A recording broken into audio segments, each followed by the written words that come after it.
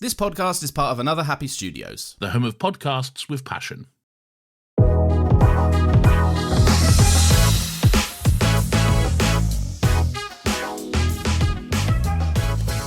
Hello and welcome once again to Talking Pictures Podcast. I'm your host David and join with me my co-host Brian. Brian, how are you today? Ho, David.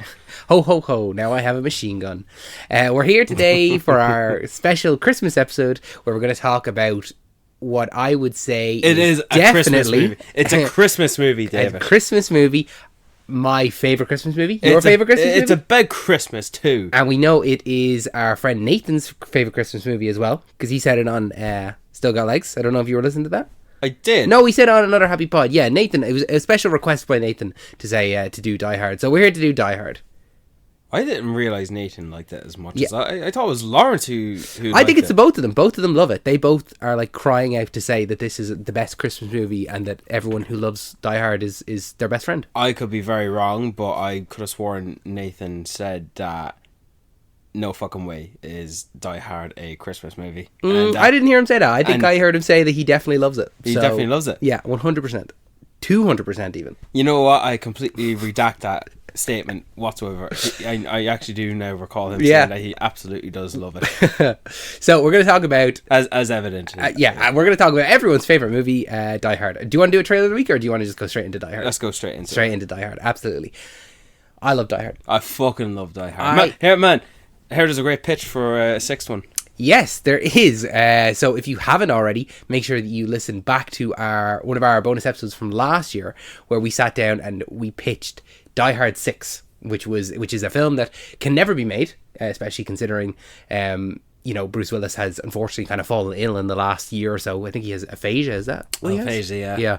So it's not something that will ever come to fruition. Maybe if they reboot the franchise down the line somewhere, I could see them doing that. I think that there's no franchise that is safe from a full-on reboot.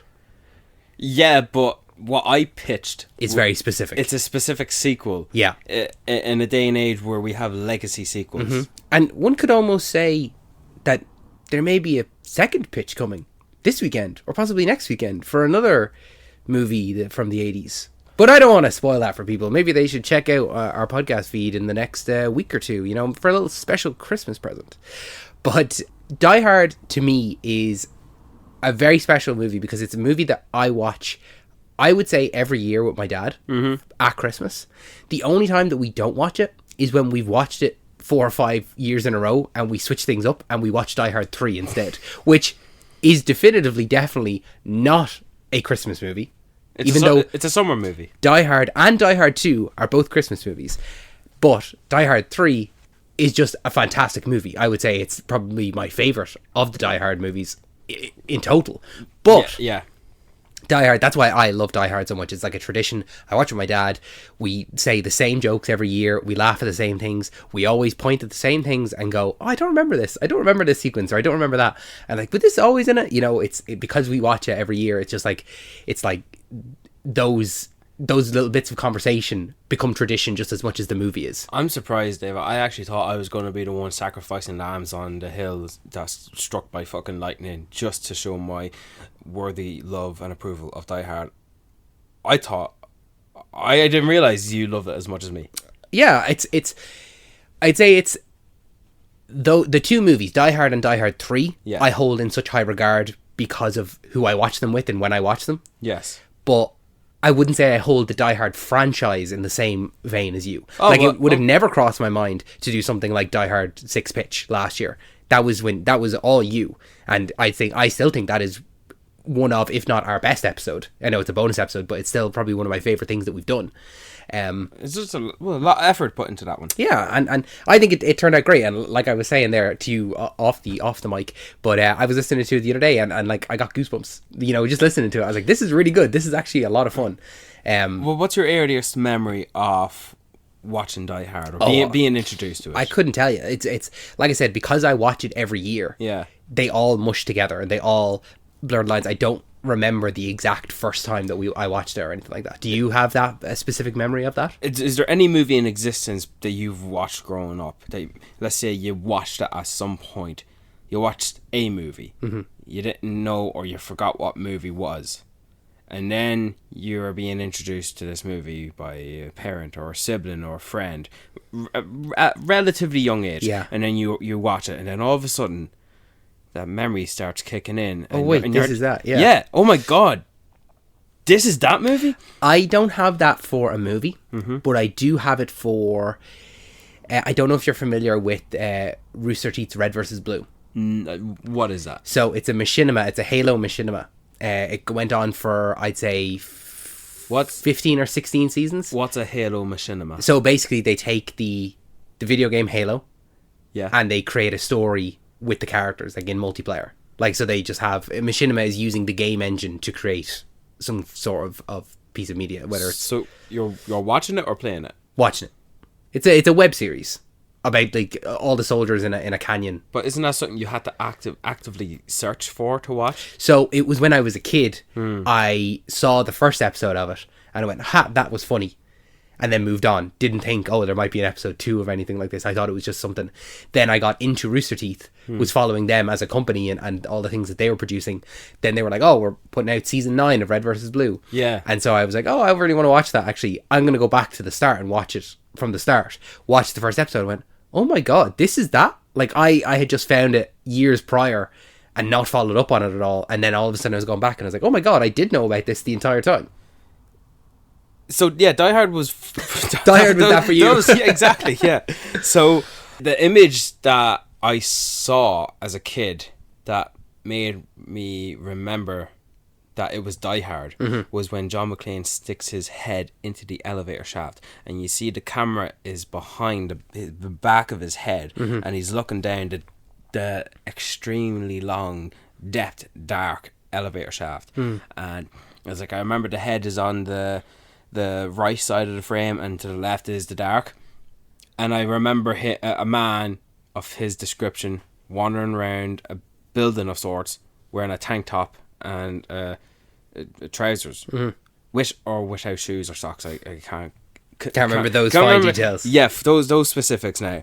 But yes, that literally just that image of him sticking his head out the elevator shaft, and it's the back of his head, not the front of it, not the action he's trying to do, just that still image. In fact, another movie or two that I recall watching as a youngster, not knowing what the movie was at the time, and then I go about watching this movie later on in my life, and I recall, shit, I've actually seen this before, because the imagery of the scene, the movement of the actors, the costumes the characters are wearing, do you know? And one of those was What's Love Got to Do With It?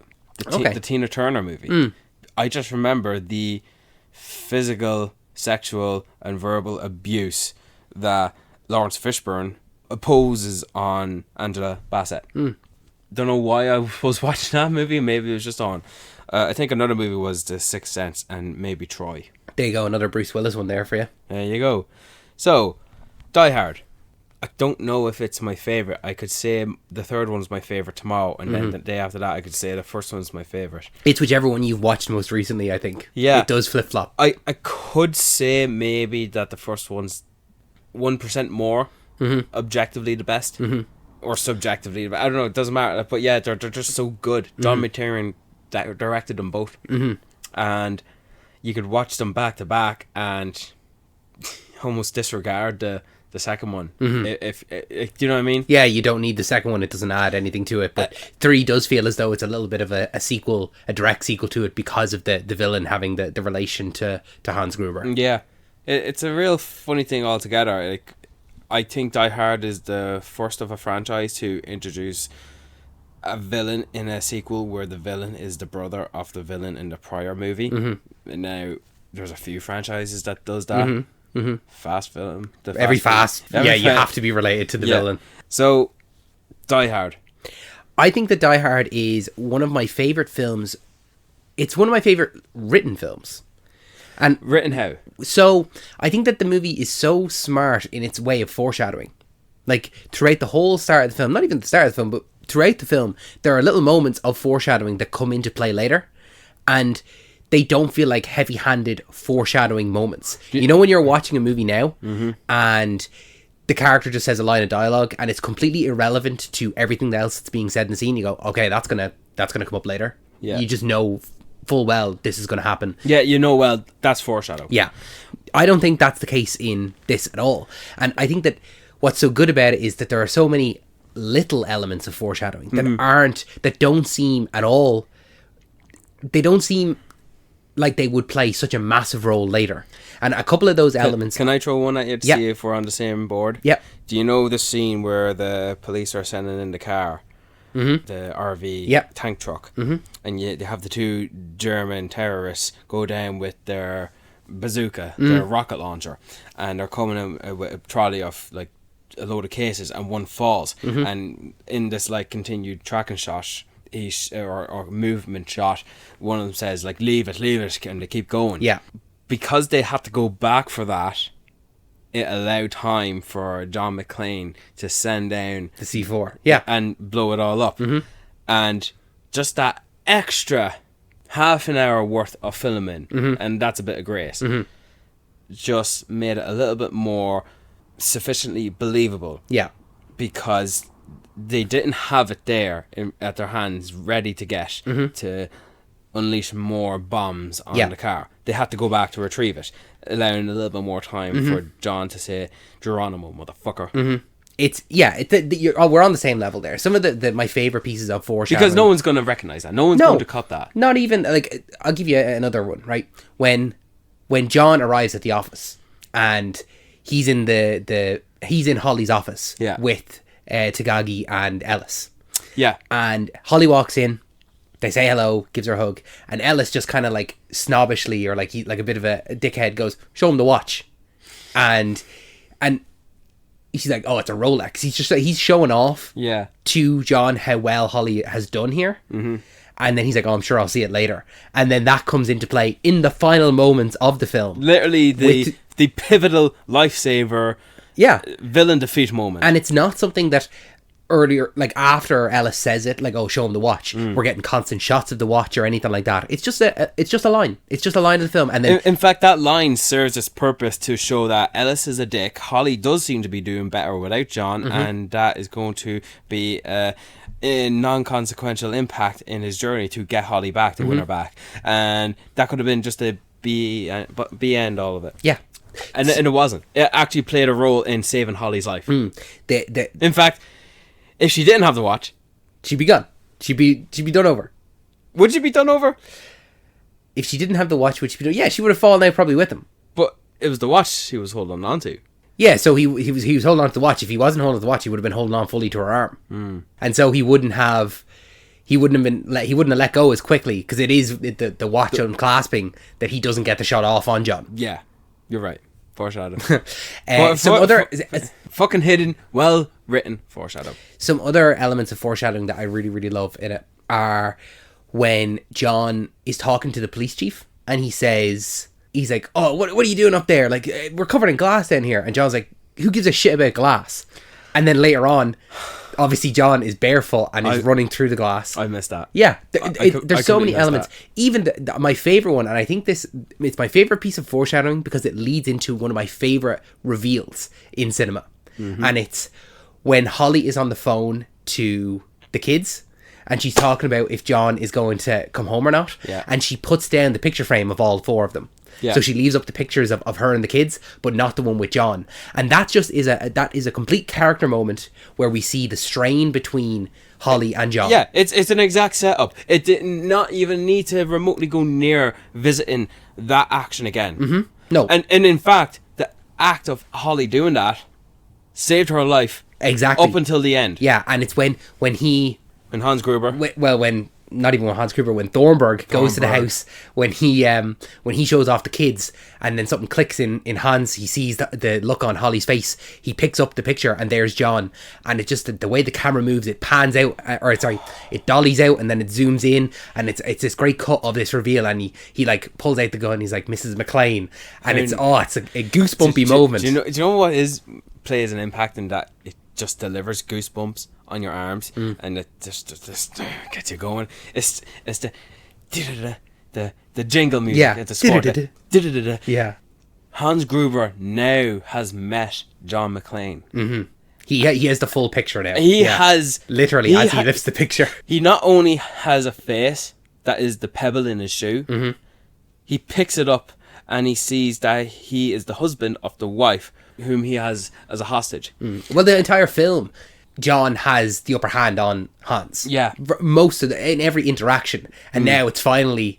Hans has something to put up against John. But, right, so it's really fresh in our minds, but the real quick pan of Gruber looking from the TV to the camera and back again. And lifting the frame up. And he's so fucking smart.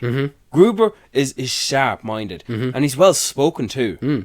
Well, yeah, you saying how smart he is, that's another aspect for foreshadowing I can play into both here, is that the movie... It feels as though a lot of the time we get camera shots from John's POV. Yeah. And because the camera in certain scenes with John's POV never sees Hans's face, it's so long before John knows who Hans is. And so in the moment where they're down in the when Hans goes to check on the C4 to see if it's still there. Yeah. And he jumps down and John is standing there with the gun and he's like, "Hey there." And Hans immediately switches and he pretends to be a hostage. And because John has never seen his face before, he kind of... I think initially he does believe it. He is skeptical. Yeah. But it's like, it's great. It's like, oh yeah, we've had these two guys who have been talking on a walkie-talkie the entire time, never seen each other. Like... Hold those thoughts. First of all, that whole scene, that whole sequence, the Bill Clay sequence, is the backbone of one of the reasons why I pitched Die Hard 6. Yeah, I remember. Yeah, because it doesn't go on long enough. Yeah. The second reason does show the sharpness and quick thinking that Hans Gruber is, right? First of all, you think he's fucked. You think this is it, it's over, yeah. But He's no, it's like he falls into a slumber. He mellows down into like a pathetic, useless hostage. Like of all the hostages John McClane could have received some help with in taking out these bad guys, it's this little wimpy guy. It's the moment that he jumps down. Yeah. And his hair kind of ruffles and he kind of gives him a little bit of a fringe. The fringe does contribute to his disguise, to his facade, doesn't it? It really, really does. And the whole Bill Clay, like, and the accent he puts on, like, it's so convincing as well. It's so good that, because he is so smart that he has memorized some of the names. Yeah.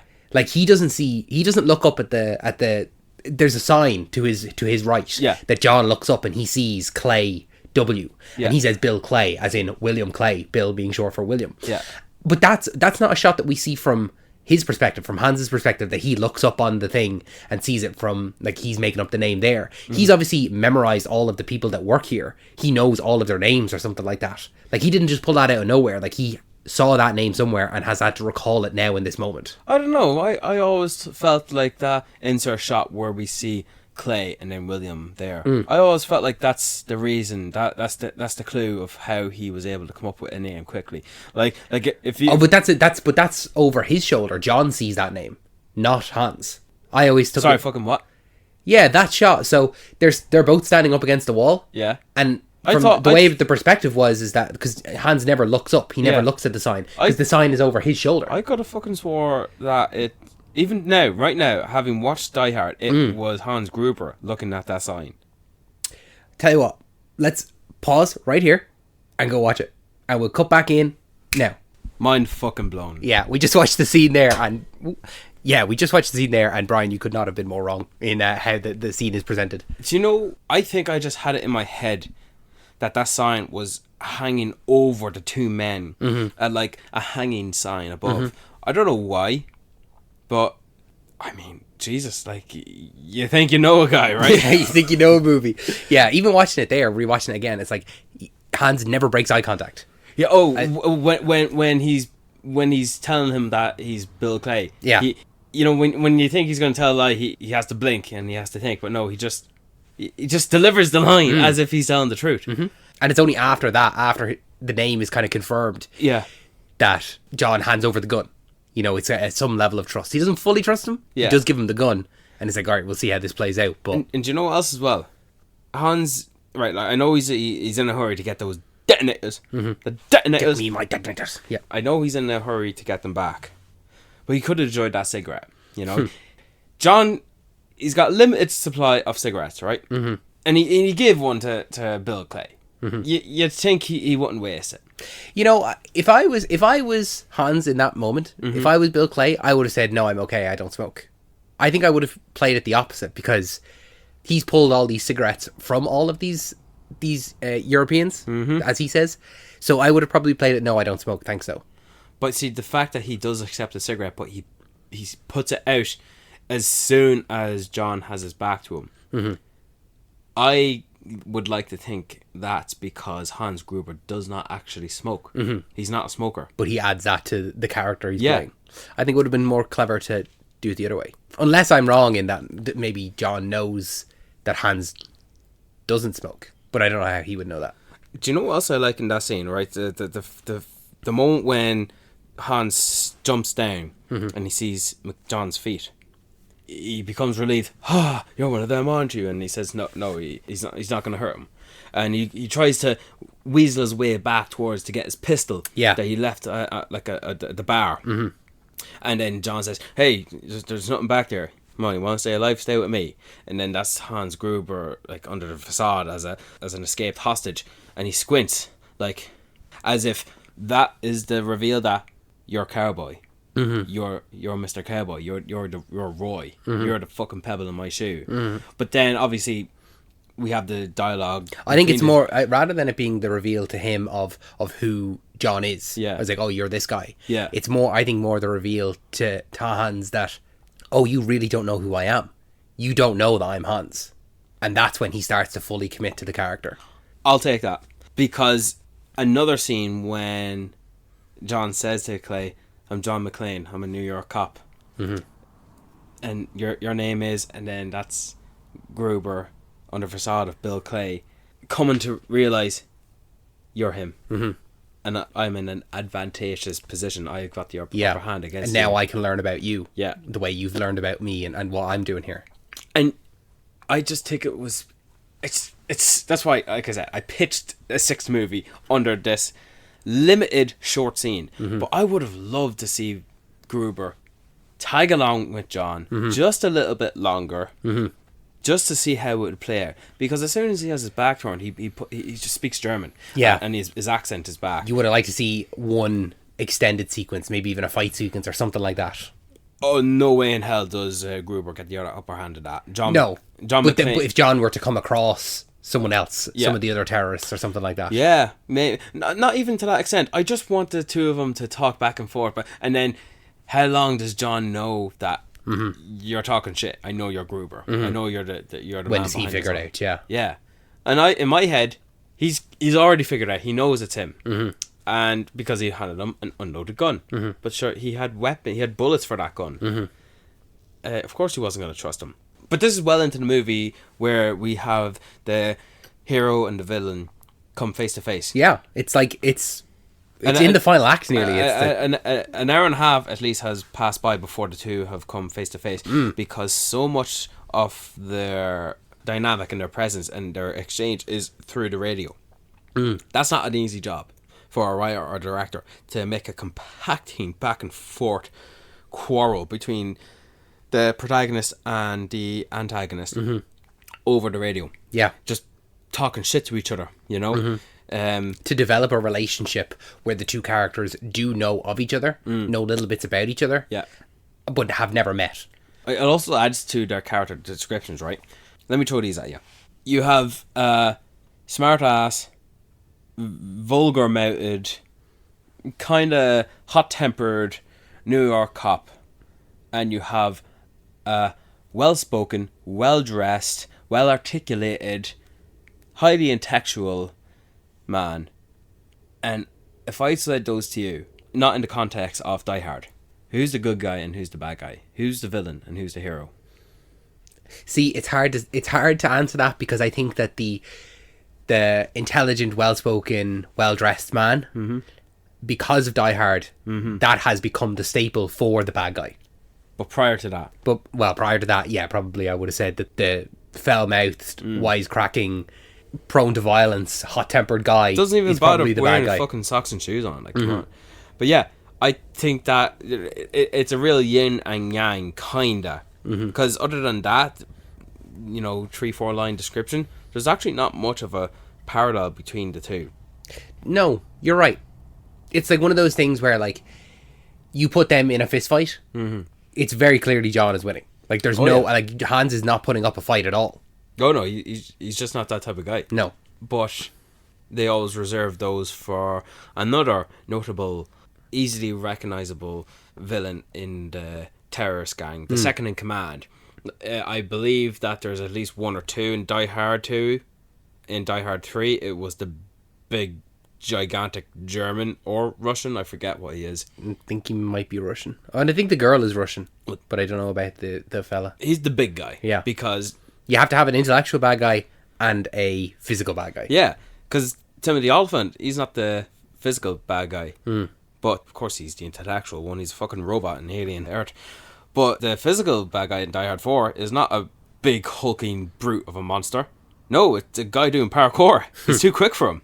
You know what? Die Hard 4 and 5 are ones that I have seen each once. I need to rewatch 4. You need to rewatch 4. Yeah. 4 is actually far better than the credit it gets. It is great. Don't ever go near 5 again. The less said about 5, the better. In fact, I think Die Hard 6 is a better movie than Die Hard 5. I think so. So do I. But yes, how about we talk about John McClane himself a little bit, because I feel like we've talked about the dynamic between McClane and Gruber.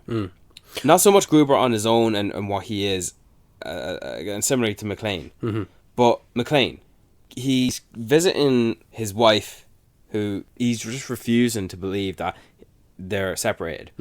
Like, they're just not living together, but they're separated. But it bothers him that she doesn't have his last name. He's there thinking, you are coming back, right? We need to finish this conversation that we left without a conclusion back in the summer. He's someone that doesn't know when to stop. Because you watch that scene, and, you know, Holly, I truly do believe that Holly wants him back, because she even speaks on the phone to Paulina, the woman that's minding the two kids. She's like, can you make the nanny? The nanny. Can you make up the spare bed in case John comes home? Yeah. She doesn't even know if John got on the plane, but she's like, can you still make it up? And yeah, she does put down the picture frame, like, she's pissed off. But then when they're in the bathroom, she's looking at him and she's saying, like, you know, the kids would really want, like, why don't we make this easy? Why don't you just stay with me? That's what she wanted the whole time. Like, the kids would love to see you. I'd love to see you.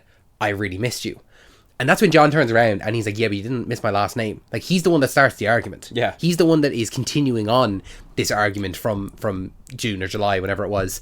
But he doesn't know when to shut up. Like, he could have played that entirely differently. He could have, like, I missed you too.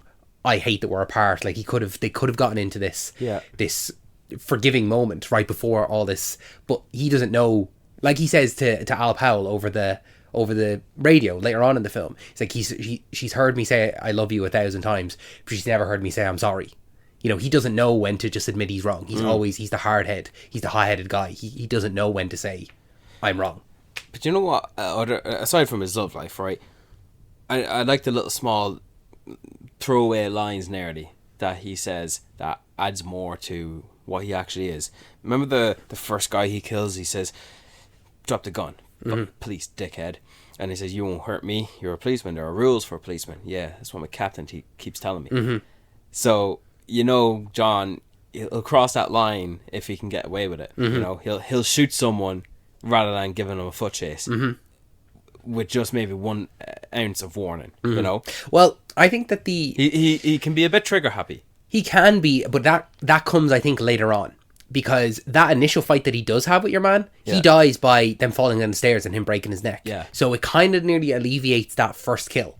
And then everything after that, it feels like it's fully self-defense, like he's being shot at. Even if it's not, it is self-defense. But like when he's racing against the clock, he is pulling that trigger. And later down the line, that becomes less and less so, where he is restraining himself. Like, he is a cop that doesn't play by the rules. He'll throw in his badge, as he has done, you know. But you're right, he doesn't.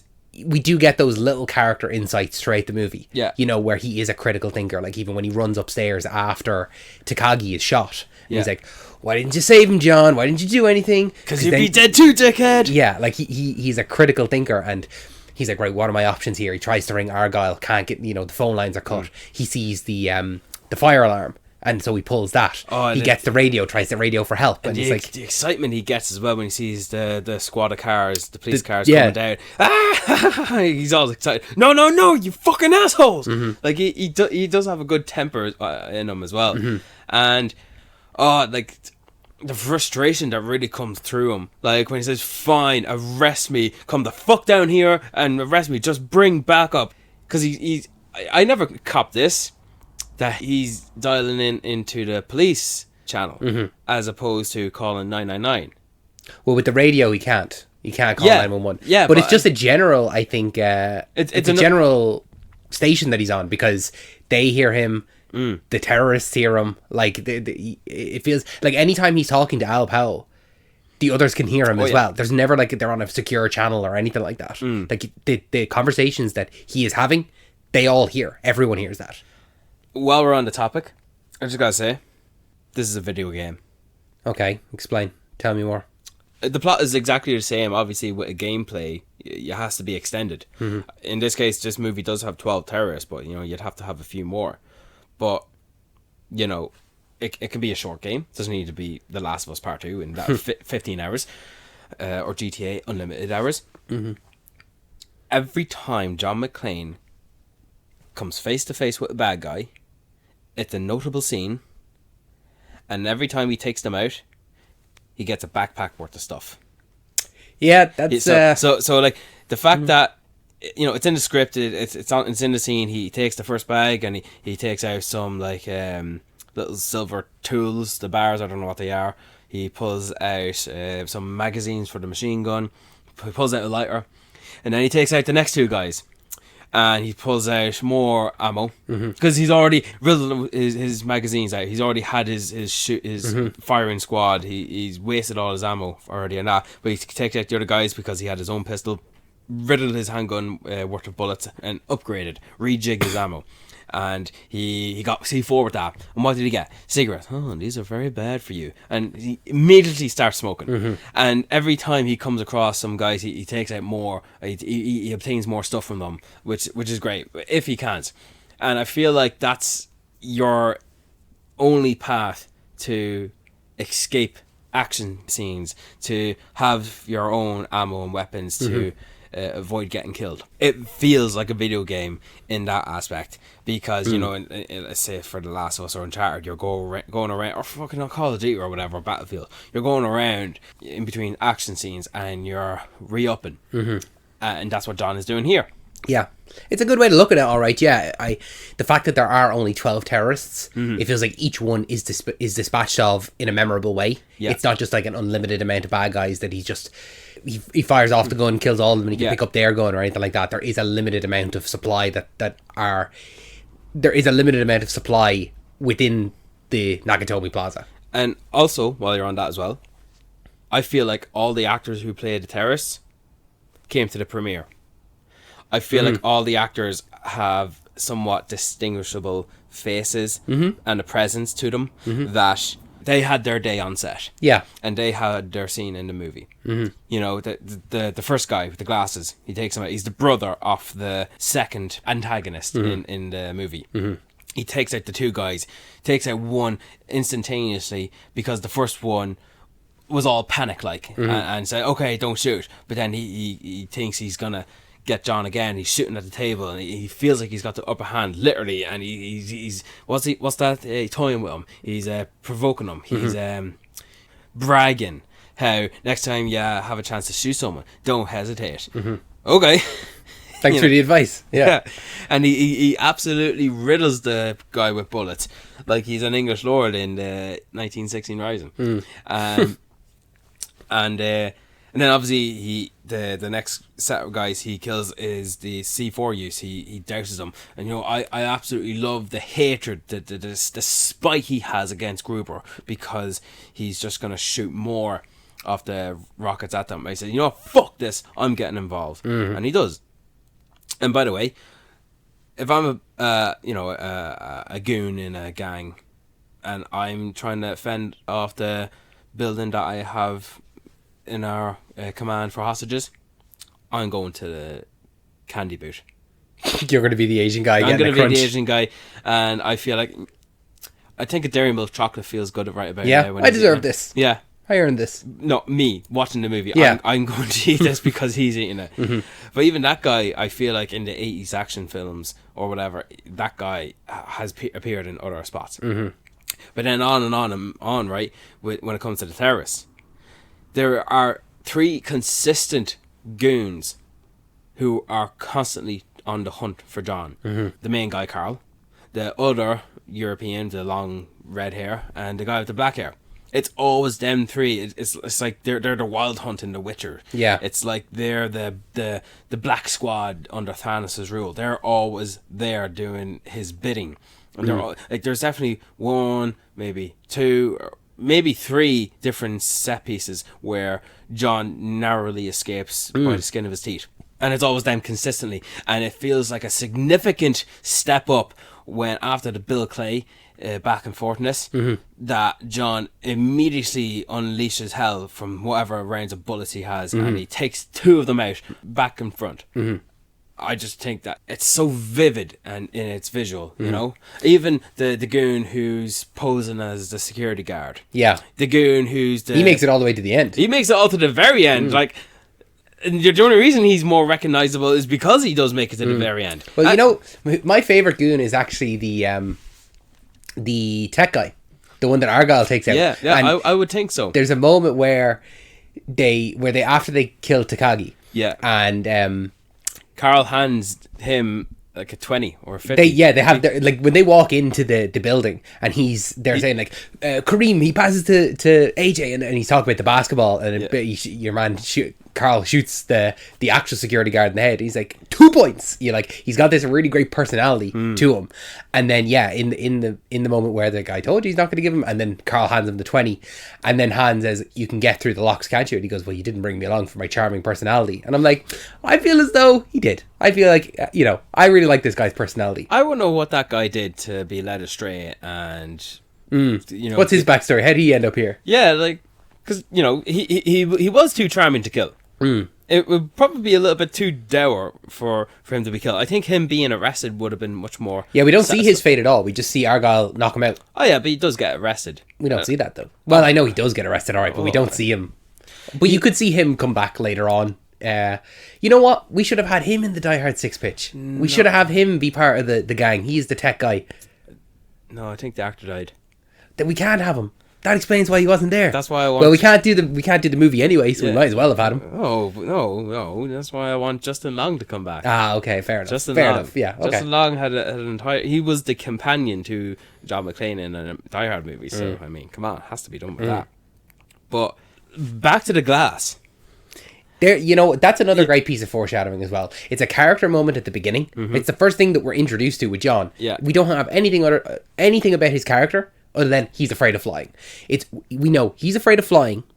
He stands up to get his bag, and we see the gun, and that's when he says to the guy, "Don't worry, I'm a cop." So the first thing you ever learn about him is that he is afraid of flying. And then later on, we get that moment where he does the trick where he balls up his toes in fists on the carpet. He didn't have his socks and shoes off for no random reason. Yeah, and there's like he fully believes that he does it, and then he's left at a disadvantage for not the whole film. I mean, like, yeah, he is running around in his bare feet, and it's not until later on when Hans and Carl, when they blow out all the glass, that finally now it's going to come to a head here where, oh, he's at the disadvantage now where he's going to get his feet all cut up. Like, there's moments later where there's so much like thick red blood coming out of his feet, even when he propels off the tower at the top with the fire hose, and he's kicking against the glass to try to open it, and like the blood is smeared against the window. Yeah, and because it's just constantly bleeding. This is like ugh. But it's really good makeup work to do that. In a lot of action movies where you have the main guy, he'll be wounded in his in his back and forth conflicts and challenges against the bad guy.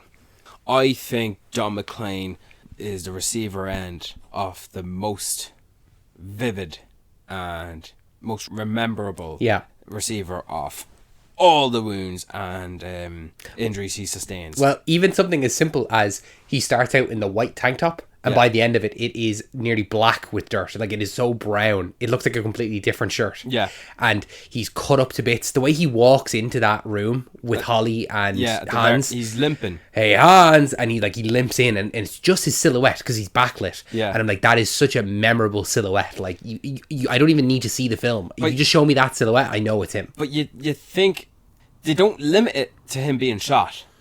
In fact, he does get shot in the back, but it's grazed. He does get lightly in the grazed. shoulder, yeah. Yeah, but it's not as if the bullet's still in there. It just grazes him. That's how I always took it. Mm-hmm. Yeah, because we never get any focus of him, like, wincing at his arm or anything like that or anything. It's just a graze. But it is the glass that really does it. And this is him after having his one-on-one fight against Carl. You know, when he had his calm before the storm, or was it the calm before the storm, or the lowest point where he's asking Powell to find Holly. And I'd say that's his lowest point in the movie. His lowest point where he's telling him to find Holly and tell her I'm sorry. And he learns from Powell that Powell shot a kid, and that's why he's at a desk job. It's both of their lowest points. He's admitting that as well. Because up until this point, Powell, anytime we've he's lolly jolly. Yeah, absolutely. We have it a little, like, I mean, we get a little bit when he's initially being shot at, where he's not in the best of moods, all right, but everything after that, him and John are laughing on the phone or on the radio.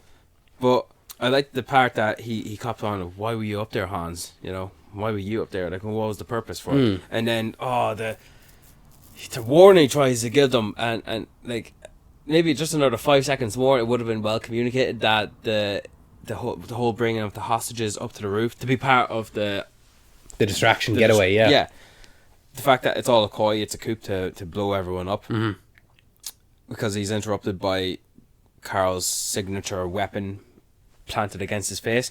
I feel like Carl at that point just abandoned his post. He doesn't. Carl doesn't care anymore about Hans's plan. It's, I want to kill this guy. You know, even later, earlier on, Hans says, like, you know, he will be neutralized, and he's like, I don't want him neutral, I want him dead. You know, even though neutralized means dead, it's very much, I want to kill this guy. He wants to do it. But him squaring off against John, that's not him telling anyone, like, I'm not going to Hans to tell him I'm going to find him, or even request permission to leave my boat. No, I'm just going. He says it to John. He says, we're both professionals, but this is personal. Yeah, I'm no longer following Hans. He doesn't know I'm here. Let's do this. I even believed if John hadn't have punched him, he would have put the gun down and they would have fought that way. Like, I don't think that Carl would have shot John. I'm not gonna lie, I feel like Carl is capable of taking out John 4 times out of 10, 5 times out of 10. You know, sometimes John just gets the better hand and pulls a Batman against Superman. But like, Carl is all for throwing punches and getting the upper hand and uses his karate moves against him. But when he is receiving fucking blows from John, he doesn't hesitate. Okay, fuck this. I'm actually not at the winning hand in this fight. I'm actually just going to go grab the gun and shoot the fucking shit out of him. And John runs away.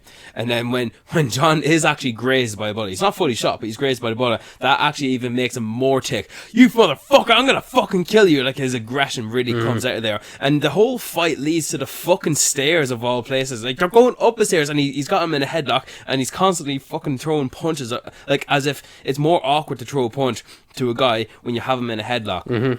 And then the chains was actually a good way to finish the fight. And fucking slides him down, and like, it feels very frantic for John to rush to grab his handgun, because when he does, he immediately checks the bullet.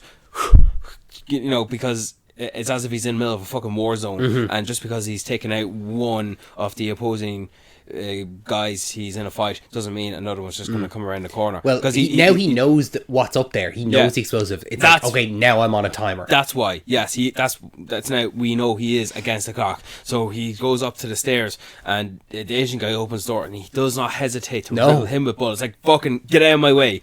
And what I really love about this specific scene here, the overhead shot where John passes all the fucking hostages, thinking Holly's gonna be there, shouting for Holly, where's Holly? And he goes to Holly's friend, because maybe he might have noticed that was her, or take it from her perspective, right? The pregnant hostage, all right? She knows who she works for Holly, and that Holly's husband, who just arrived, is the whole time has been thwarting the bad guys' plan, the terrorist plans, and she knows that there's a guy out there trying to do some good to help us, and then from her perspective, thinking she's going to be saved, she sees him come towards all of us and thinking, what the fuck have you been going through? Yeah. You know? Yeah. Like, where have you been? What have you been doing? Are Last you time I okay? saw you, you were coming up here, you know, you were in the bathroom, Yeah. you know, just washing your face. And now all of a sudden, it's just a completely different environment, and then all your like in the heat of the moment, under shared drama, that's what you're dealing with. But another thing I love about this scene is that the music, it is swelling, and it's getting to the point where the music knows that John is against the clock, and that, like, what does he do next? How does he fucking warn all these people to get down that it's all a trap? Like, what can the guy fucking do to do his best to save as many people as he can? It's also, you know, something that John doesn't know. He knows that the bomb is, the roof is going to explode. Yeah. What John doesn't know is that Agent Johnson and Agent Johnson, that they're also trying to trap the terrorists, because those helicopters are not there to save the people. No. They're going there, and they even said, Agent Johnson says, we'll kill the terrorists, lose 20 to 25% of the hostages. Like, if they get up there, they will likely kill hostages by mistake. So, like, not only, I know that obviously the bomb would, or like the explosion would kill them all anyway. Yeah. But, like, they can't wait for the helicopters to land and try and get as many people off or anything like that. And now all of a sudden the Breakfast Club principal is not so bad of a guy. Is that him? That's him. You know what? The Breakfast Club is one that I've seen once, and it's not one that I hold to the same level as a lot of other people. Yeah. So I couldn't remember that if you'd asked me. But you know the guy. I know the guy you're Yeah, talking about, the yeah. captain I'm talking about. He just doesn't fucking win. He doesn't get one. Like, he takes one step forward, he takes 3 steps back with a wound to go with it. Yeah, he takes 3 steps back and then jumps off a building. I was thinking about that one moment in the pitch where he says, I swear to God, I will never go on a tall building again. I'll never even think about going on a tall building again. And then he he has to jump off a building, and the only grip he has to life is the fucking hose. And when that just fucking the cylinder, the holster of it, it comes off the fucking wall. And now the object of his salvation is the thing that is his damnation. It's going to fall down, and if he doesn't get out of it, very, very quickly, he's going now over the edge again. How hateful would you be if you survived this whole time, like, these many trials and tribulations, all these obstacles, all these terrorists, and that's what kills you? Yeah, it's the equivalent of the in Final Destination 2 when we find out that Devon Sawa's character died because a brick fell in his head. He made it all the way through the first movie, and then he died because a brick fell Off screen. Yeah. So yeah, it's if John had been walking, and as he walked through the door to go and kill Hans, there was a banana peel that someone had left there, and he slipped and knocked his head there. It's just completely unsatisfying. You go like, okay, I can't die now. Like, you know, I made it all this way. I can't die now. And I like how, I think Gruber has a bit of a development from trying to present himself as some fucking well-spoken philosopher, some like a university professor who thinks he's going to educate these people as to why they are going to be subjected to being hostages, and for a good noble reason. But he's just a fucking thief. But he acts like a common thief the more frustrated he becomes, because even though he does have that thorn in his side, in that of John McClane, he does get his detonators back, and we're back in business. He's actually happy. But then he knows John McClane is trying to foil his plan.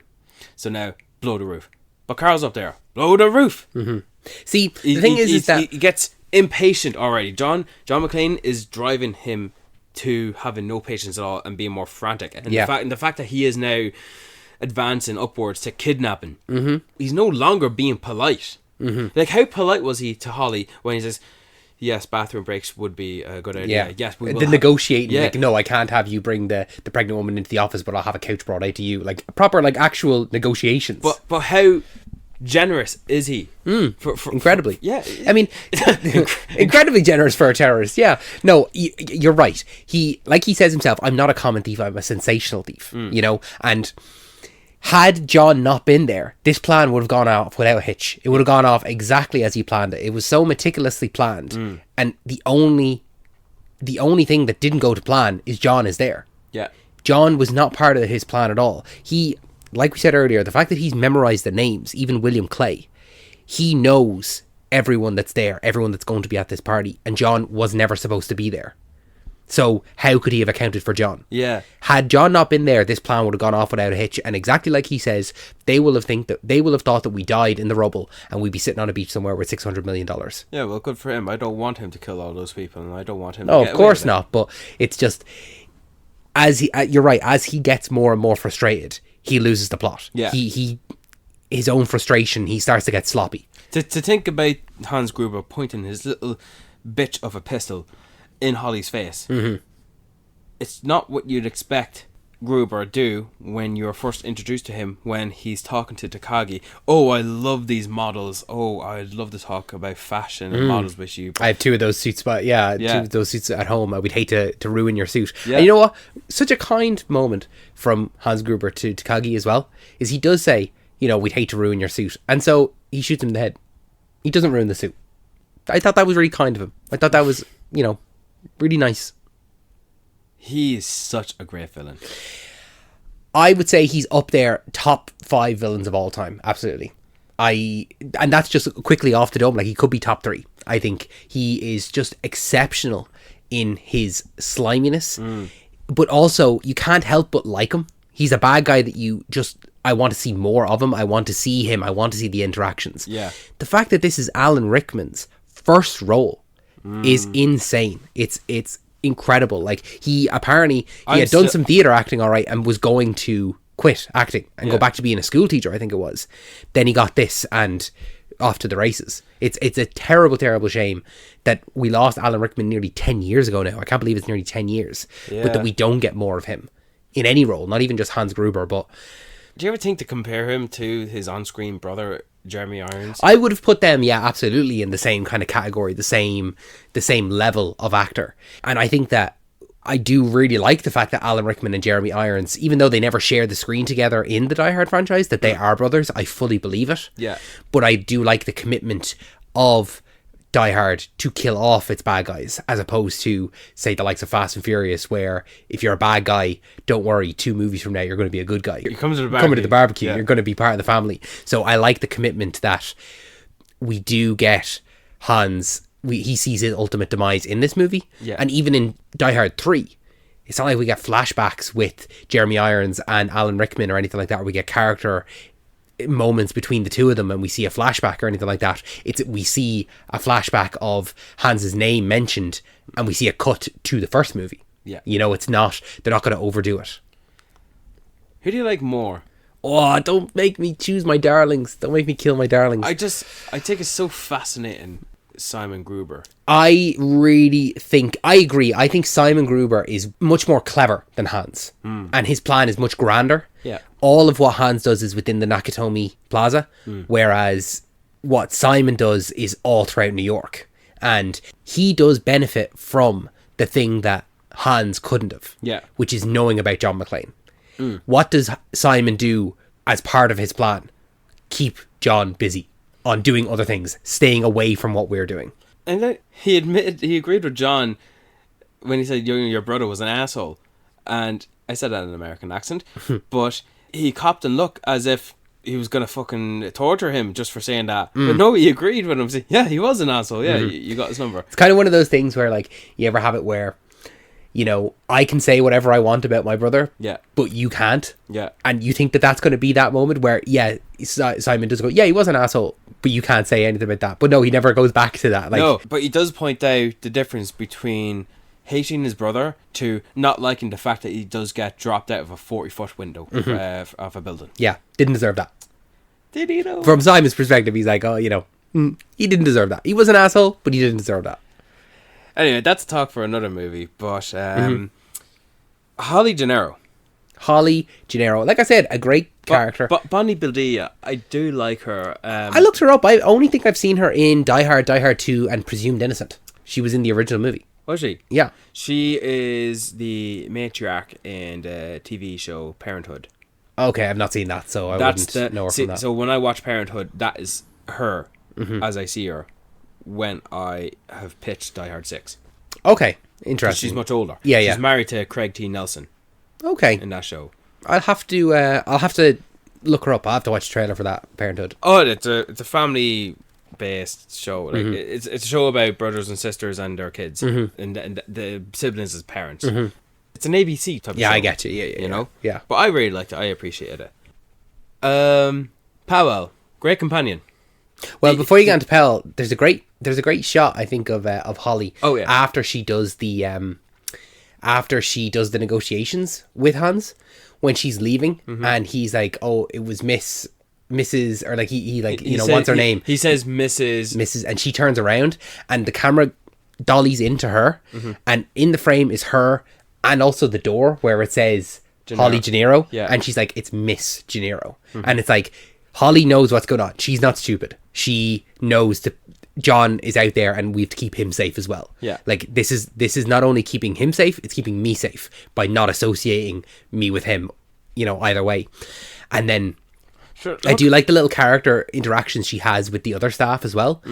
And the other one when Carl comes down and he's battering the table of glass, and Holly is like, "Oh, John's okay," and she's like, "What are you talking about?"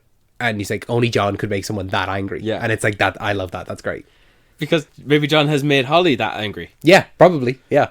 Yeah, I don't know why she was never in the later ones. She was a good companion. I do liked her. Yeah, I mean, it's one of those things that like she's in the first movie, she's in the second movie, and then the third one they're pretty much separated, and then everything after that she's only ever referenced. Yeah. And it's not like it's one of those couples, I suppose, that it's just like it's not they're not going to last. Yeah.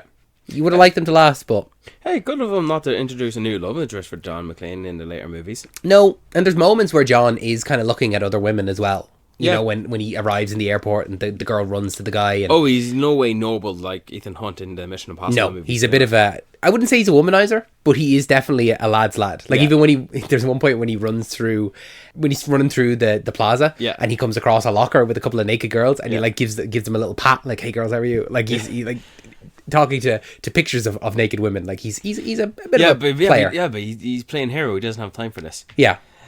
Al Powell. Al Powell, the OG companion. You know, John McClane has a companion in each Die Hard film. I believe that's correct. He does. In number 2, he has a few that he shares with, but it's Al Powell in this one, Samuel Jackson in the third one, and in the fifth one, it was a good idea that it was his son. I mean, it was the most logical set. Like it's 30 years after, so like his son would be to that that age. And he had Justin Long in it as well, and his daughter played a role in that. Like at some point, if they did continue the franchise, they would introduce John's sister, whose feet is smaller than the terrorist he killed. It's interesting that he shares kind of a similar relationship with Al Powell that he does Hans Gruber, where it's not until the end of the movie do they get to actually see each other. Yeah, right. You know, the two people he communicates with the most are his partner and his nemesis, the villain, and he sees neither of them for such a long portion. But he cops that it's Powell. He just stares him off. And They share, and Powell eyes him up. Is like, yeah, it's me. And the big hug he gives him at the end, and the fact that they brought the actor back for a scene, and he's in LA, and John is in. Is he in LA still, John? Or is he in New which York? movie? Sorry, Die Hard 2. Die Hard 2. I couldn't tell you about Die Hard 2. I know- think we watched it once. I think. Well, I watched it a few times, but in the same way I said that we watch. Me and my dad watch Die Hard and Die Hard 3. Sometimes we're like, will we shake it up a bit and watch Die Hard 2? Because Die Hard 2 also takes place at Christmas. Watch Die Hard 4. I'm gonna have to just watch Die Hard 4. Yeah, You should. Luckily, it's not a Christmas movie, so I can watch it whenever. But Yeah. You know, they did have a brother on the hunt for John in this movie because John killed his brother. that's Carl and Lars, I think, or maybe I want to say. Oh, I don't even know idea. But the fact that John McTiernan took that little element of this movie and said, "I'll make a full movie out of that and have Simon, Jeremy Irons. yeah, I'll base a movie around that," which is an acknowledgement. I don't want that to throw in here. Argyle, You like Argyle a lot more than I do. No, The fact that you had Argyle in your Die Hard 6 pitch because would signify to me you like Argyle a lot more because than I he's do. easily in there. It's easy to put him in there because he was there at the time. I mean, alright? he's just straight up the comic relief. And I don't have a problem with him or anything like that, but that's all I give him, is that he's the comic relief. Do you know what Argyle does, David? Well, he takes out the nerdy guy. Do you know what he does? Tell me. Start of the movie, he puts on some music, and John says, "You got any Christmas music?" And Argyle says, "This is Christmas music," and the rap song coming up, and so the lyrics is surrounding the context of Christmas or whatever. I don't know, but that is a metaphor, David, For the movie itself? for the movie. The fact that I did feel that, actually, this is the movie, because this movie is very significantly well known. That is it, or is it not a Christmas movie? I don't understand the argument that it's not a Christmas movie. It is a Christmas movie. It's so ingrained within Christmas. Even there's some of the music, like when he goes to duct tape the stuff on his back and he sees the wrapping paper and it's like a little jingles of like jingle bells. I couldn't believe that that's the music that reveals his plan. Mm-hmm. Like, that is a John McClane thing to do. Mm-hmm. That is a Die Hard thing to do. That you come in and you've got nothing to defend yourselves, hands on your head. It's like he's copyrighted that. He's trademarked that. Like, even in the Die Hard universe, if he sees someone else do that, he can sue them for doing that, you know? It's such a great idea. And it's just the duct tape. It's like, if he's suiting up and getting booted for a mission that he knows he has to cross behind enemy lines. Like, he's going to make sure he's got his shoes, he's got to have his gear, he's going to have his little gadgets and devices, and he's going to have some duct tape with him. The duct That's tape in his Batman utility belt. Exactly, duct tape. Specifically for taping a pistol on his back. It's a good one. Great use of 2 bullets. Yeah, you got to go down to the wire. Yeah, so he shoots Hans and he headshots the other guy. Who, well done for making it to the very end. Yeah. Got to work with fucking Alan Rickman and Bruce Willis on the same day, which is great. But I feel like this movie has the best memory or standout as far as visual appearance of the terrorists. They're all I believe so. They all feel all memorable. Yeah, absolutely. Throw in any Mission Impossible, Lethal Weapon, or any other Die Hard movie. This one takes the biscuit of you knowing which one is which. Yeah. Like I could watch a Die Hard movie and point out, I know where you die, I know when you die. It's very good, I think. Yeah, I think so too. And the fact, like we were saying there, the fact that there's only 12 of them. Yeah. They all have a distinctive look, or they all have a distinctive death. And they have a role to play as well. Yeah, exactly. They're all part of the plan. If it was, like, I mean, just based on memory of Die Hard 5, like, it is countless people. Oh, yeah. You know, absolutely.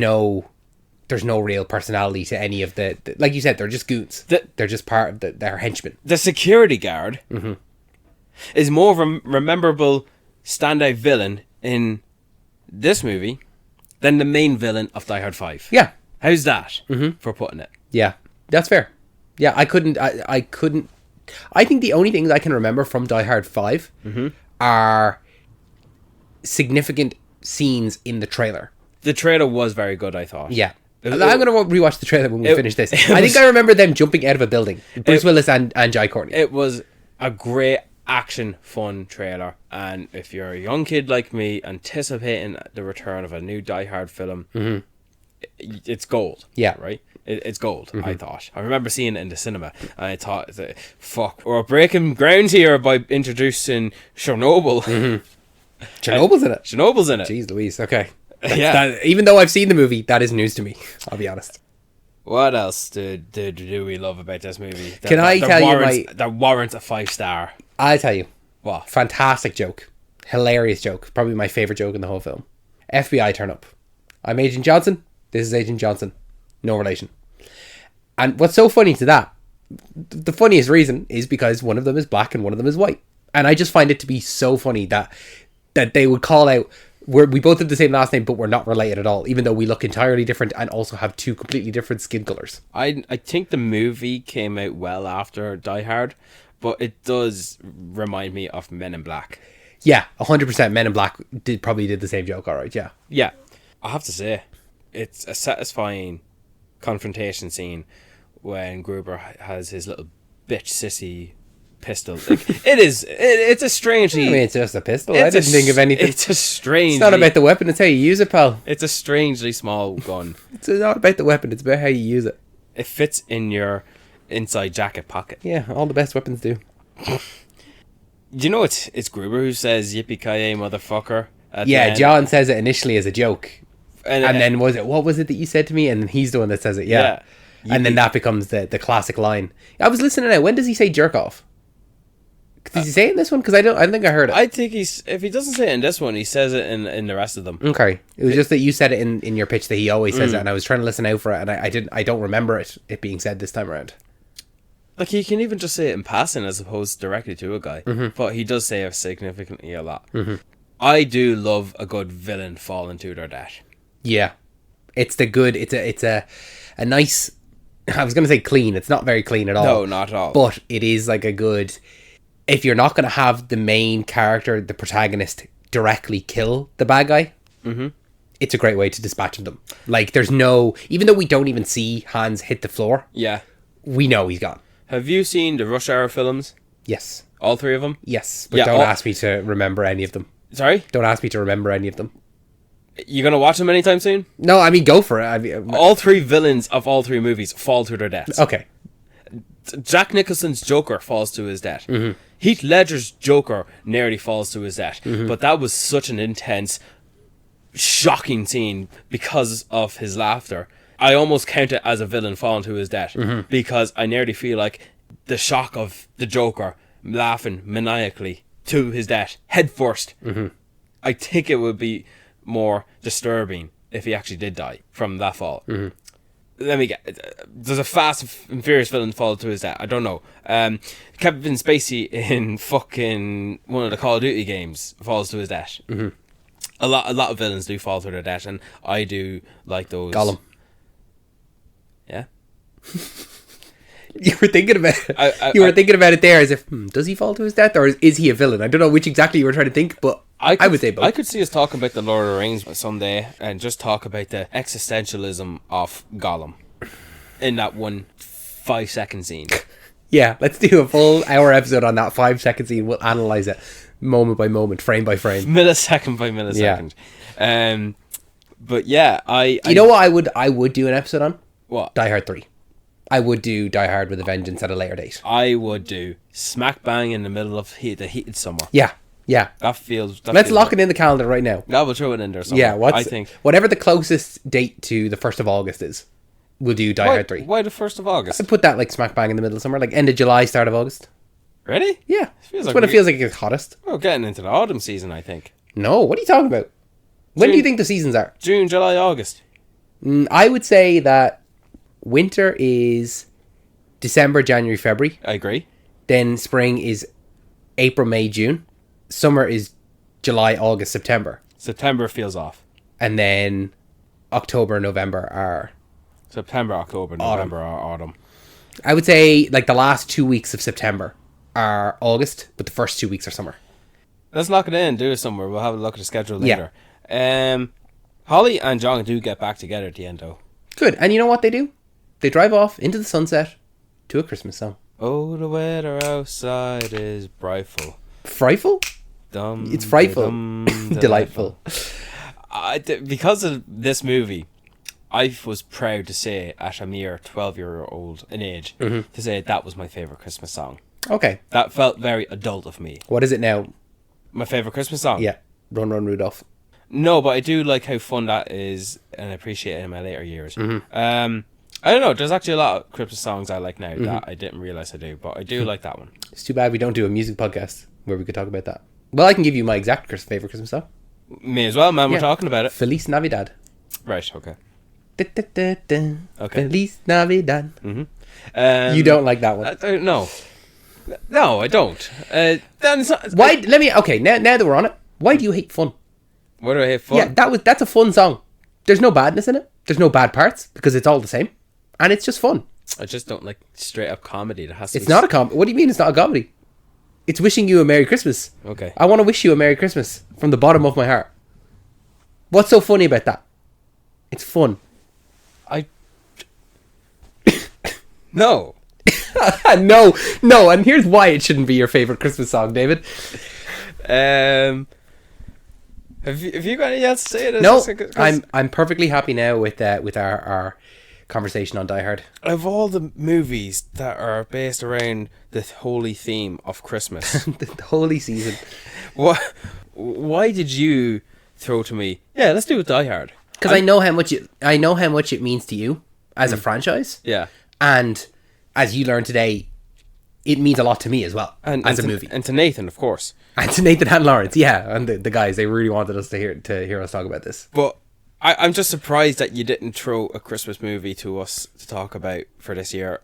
That would be more akin to a traditional Christmas movie, like Home Alone. I know we did that. We did that last year. We could have done the second one, maybe not. I don't know. I would say or Gremlins. No, I wouldn't hold Gremlins very high. I know, and I'm also just naming movies that are sometimes argued to not be Christmas movies. If I was to pick the next Christmas movie, if the first one that we did was Home Alone, and that was your choice, and Die Hard was both of our choice, because we both wanted to do this. Yeah. If I was to pick the next one, I would pick Jingle All the Way, and I know that you would not enjoy that at all. Jingle All the Way, to me, is the Christmas movie that I love to watch, knowing this is awful, this is bad. Well, then what would be second? Like, as an actual good Christmas movie? A movie that you know that is fair, even squeeving, to throw to me. We're recording this as our next Christmas that it's movie. good and you'll enjoy it and we'll have some nice things to say about it. I would say Klaus. Klaus is a fucking great movie. Klaus is probably my second favorite Christmas movie after Die Hard. And it's a movie that came out in 2019, like it's or 2018, very, very recent in the grand scheme of Christmas movies. Yeah. And I think it's fantastic. It's incredible. It's heavy themed. Heavily themed, but the animation, the story, the characters, everything about it, it's just fantastic. If that's, you know what, as we wrap up this episode, Brian, and we give our recommendations, I'm going to recommend Klaus. I think that you will not be disappointed in this Christmas season with watching the animated film Klaus. It should be on Netflix. I think it's a Netflix original. So you're going to have a good time watching Klaus. You know, when we are getting our generation of actors who are in the older age, you know, in the 60s, 70s, 80s, I think that we could make a list of this actor should play Santa, and then this actor should play Santa. You know, And this actor has twice now.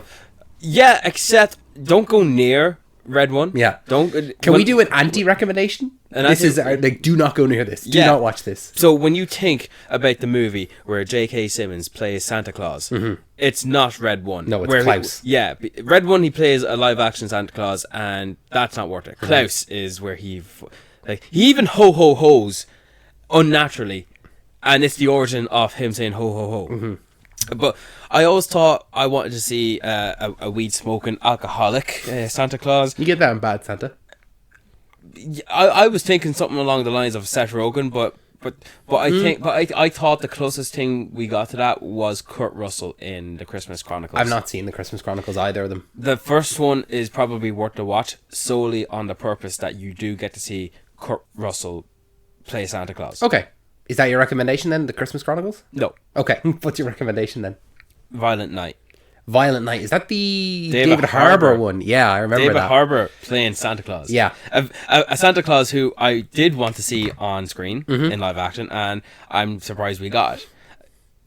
A Santa Claus where he has the origins of a Viking, and he somehow received immortality and brings good to fucking kids around the world, and it's great. And they're doing a sequel. Oh, okay. Yeah, I think I did know that, actually. Yeah, we're getting a sequel, and like, they did cast someone as Mrs. Claus. So, yeah, that's it. Violent Night. Violent Okay, Night. Excellent. Well, Brian, thank you so much. Tis the season, man. Tis the season. Absolutely right. Brian, thank you so much for joining me for this episode of Talking Pictures Podcast. Thank you so much for listening to this episode of Talking Pictures, our special Christmas edition. I'm so glad. I can't believe that we're doing Christmas already. It feels like we were only midway through the year when we were talking about Superman. How many years have we done this podcast now? Is this third, year 3? End of year 3. So we did Home Alone last year. Did we do Christmas? I don't think we did anything Christmassy the first year. I'll have to go back and look. Yeah, you do close that out while I look. I suppose the argument could be made that Wonka was kind of Christmassy. No, it wasn't. It wasn't Christmas at all. No, But I mean, it's the closest you're going to get. I mean, it's either that, Rebel Moon, or Aquaman. So your choice, pal. Which one do you think is the most Christmassy? Probably Wonka. Thank you so much for joining me, Brian. Thank you so much, man. Aquaman, man. Aquaman. Thank you so much for And listening. The Lost Kingdom. Oh, Jesus, Brian, let me wrap it up. Thank you so much for listening. We have new episodes every single Wednesday, as well as one final bonus episode. Oh my God, can you believe it? One final bonus episode. One final regularly scheduled bonus episode to come. So make sure that you are checking the feed for that. If you haven't already, make sure you're subscribed to us on your favorite podcasting app of choice. Make sure you're following us on all of our social medias. If you haven't already, give us a 5-star review on your podcasting app of choice. It costs you nothing. It gives us everything. You can leave us a little review, give us 5 stars. Absolutely anything will do. This podcast is brought to you by Another Happy Studios, so make sure to check out the other podcasts in our network that's still got legs, as well as the Fishing Trip Files. Brian, have you got any final words before we let these people go? Bruce Willis climbing through vents, another signature thing, as iconic as this franchise goes. And come to my goes, let's get together, have a few laughs. It's great. I love it. I do love it.